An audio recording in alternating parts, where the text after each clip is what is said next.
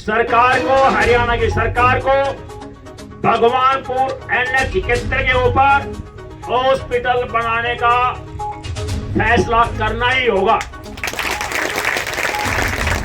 बाबू अभय सिंह जी, और आज हमारे बीच में हमारे संघर्षशील साथी, सड़कों पर लड़ाई लड़ने वाले और इस हलके के पूर्व विधायक भाई रघु यादव जी, तमाम उपस्थित बुजुर्गों, नौजवान साथियों, माँ और बहनों, आज हमारे धरने का ये 57वां दिन है। 100 में 3 दिन बाकी हैं। 97वें दिन तक जो शानदार संघर्ष जो चला, उसका इतिहास लिखा जा चुका है। आज आंदोलन के इतिहास में रामगढ़ भगवानपुर अस्पताल बनाओ संघर्ष कमेटी, जो भगवानपुर के लिए NH 71 के ऊपर जो अस्पताल की मांग को लेकर जो आंदोलन कर रही है, आज भाई रघु यादव के आने से एक नया अध्याय शुरू हो चुका है। मैं समझता हूं हमें इनका इंतजार था।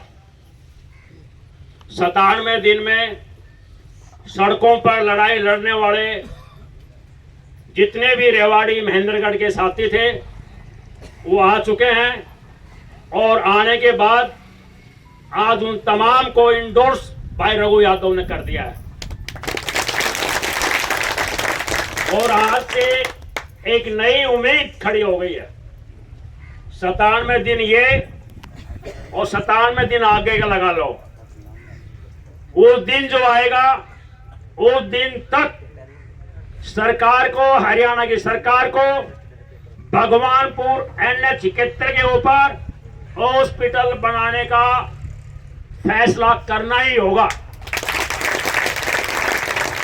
क्योंकि जनता की ताकत राज की ताकत से बड़ी होती है। राज की ताकत केवल तभी है तब तक जनता असंगठित है, जनता दिशाहीन है। अब हमारे आंदोलन को दिशा भी है, हमारा आंदोलन संगठित भी है, हमारा आंदोलन अनुशासित भी है। इसलिए राजमहलों से आदेश पारित करने वाले लोग उल्टा राजमहलों में चले जाएंगे और जनता की जीत होगी। इस सरकार से हम 6 सवाल पूछ रहे हैं शुरू के दिन से आज तक, परंतु ना तो प्रदेश के मुख्यमंत्री, ना प्रदेश की स्वास्थ्य मंत्री, और ना ही हमारे यहाँ के सांसद और केंद्रीय मंत्री उन सवालों का जवाब नहीं दे पा रहे हैं।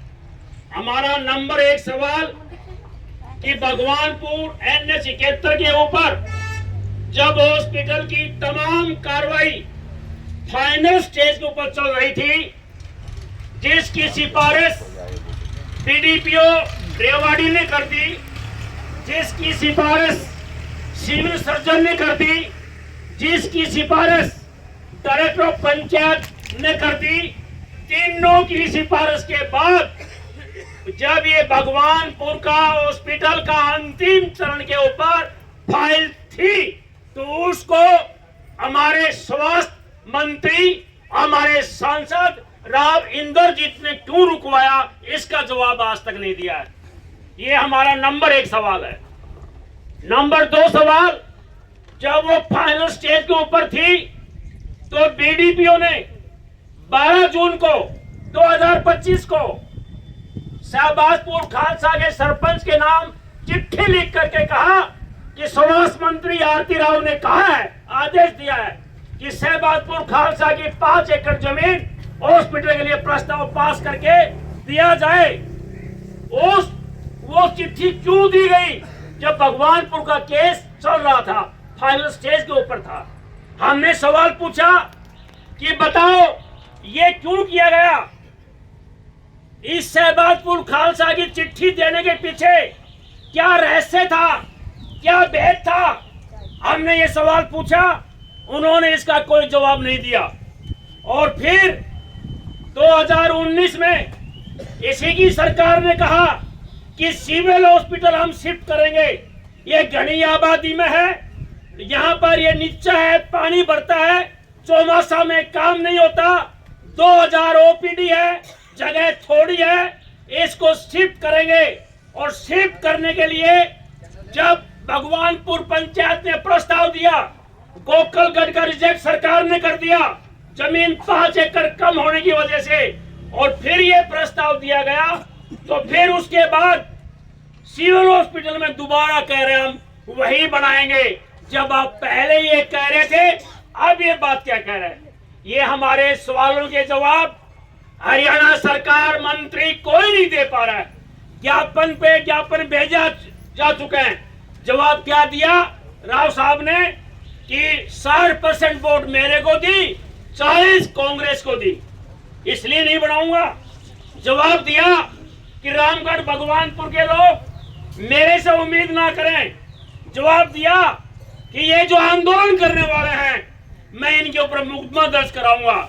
हमारी आवाज दबाने की कोशिश की गई है।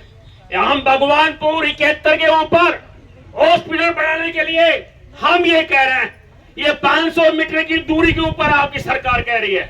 हम ये कह रहे हैं शहर के साथ है। आप जानते हैं कल नगर निगम बनेगा, ये उपयुक्त जगह है। यहाँ रोहतक में जाने के लिए, दिल्ली जाने के लिए, माजरा एम्स जाने के लिए, जयपुर जाने के लिए यहाँ कनेक्टिविटी है। ये सरकार आपकी रिपोर्ट है, परंतु रामगढ़ भगवानपुर के लोगों ने अपमान के खिलाफ अपने सम्मान को जगाने के लिए राजमहल में जो मुर्दाबाद का नारा लगाया, वो हमको इसकी सजा दे रहे हैं। ये क्या देश में लोकतंत्र है या तानाशाही है? मैं भाई रघु यादव से अपील करूंगा कि उम्र के इस पड़ाव के ऊपर एक बार फिर आप झंडा उठा करके आप जनता के बीच में जाएं, तमाम लोगों को जोड़ें। हम जीतेंगे, हम लड़ेंगे और जीतेंगे। धन्यवाद आपका।